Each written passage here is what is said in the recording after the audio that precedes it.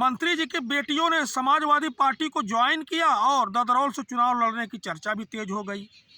तो ऐसे में आम कार्यकर्ता क्या करेगा जो ददरौल से चुनाव लड़ने की तैयारी कर रहा था। नमस्ते। समाजवादी पार्टी सरकार में पूर्व मंत्री और सांसद रहे श्री राममूर्ति वर्मा की पुत्री अंजलि वर्मा, अनीता वर्मा और उनकी भतीजी प्रतिमा वर्मा समाजवादी पार्टी में सम्मिलित हो गए। आखिर क्या कारण रहे कि यह लोग समाजवादी पार्टी में नहीं थे। राममूर्ति वर्मा जी का कद शाहजहांपुर की राजनीति में बहुत बड़ा था। उनके नाम पर कई विवादास्पद मामले भी रहे जब वह मंत्री थे। अब समाजवादी पार्टी अध्यक्ष अखिलेश यादव जी से मिल करके यह तीनों लोगों ने सपा की सदस्यता ग्रहण की। अब 27 का विधानसभा का चुनाव आने वाला है।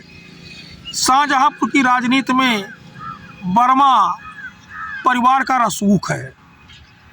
लेकिन एक घटनाक्रम आपको याद दिला दूं, मेयर का चुनाव चल रहा था 2023 में।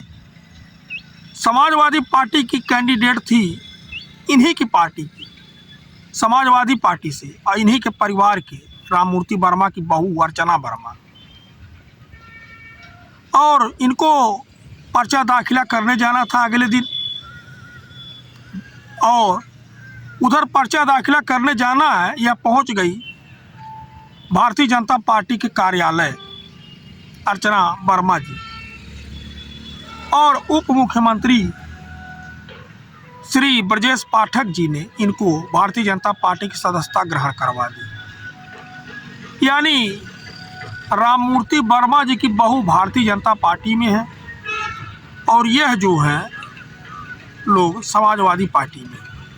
अब कई लोग यह टिप्पणी करेंगे कि भाई मुलायम सिंह की बहू भी यहाँ है और डिम्पल जी यहाँ समाजवादी पार्टी में हाँ हैं, लेकिन इनको दूसरे दिन पर्चा दाखिला करने जाना था। पर्चा इन्होंने खरीद लिया था और यह जो आखिरी तक कहती रही कि हम पर्चा दाखिल करने जा रहे हैं, चल रहे हैं, वो गई नहीं।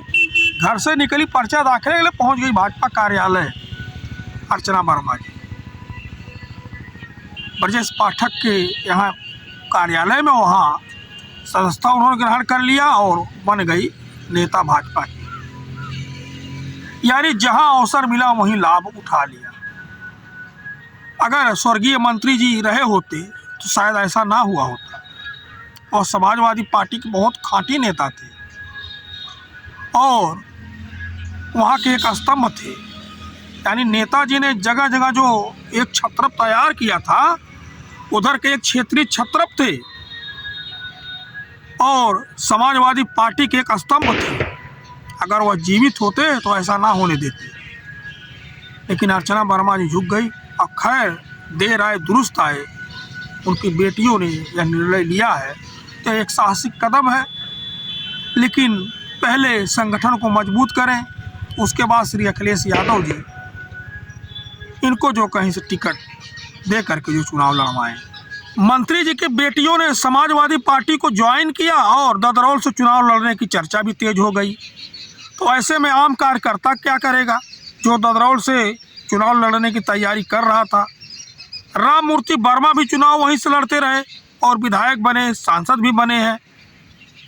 तो समाजवादी पार्टी के अध्यक्ष अखिलेश यादव जी को इस पर खास ध्यान देने की ज़रूरत है कि जो कार्यकर्ता पहले समाजवादी पार्टी में मेहनत कर रहे हैं और समाजवादी पार्टी के सभी कार्यक्रमों में जा रहे हैं, उनको प्राथमिकता दी जाए। ये नहीं है कि आए और तुरंत जो टिकट दे दें। इससे जो है वहाँ चुनाव लड़ रहे लोग होते हैं या प्रयास कर रहे होते हैं, उनको बहुत निराशा होती है।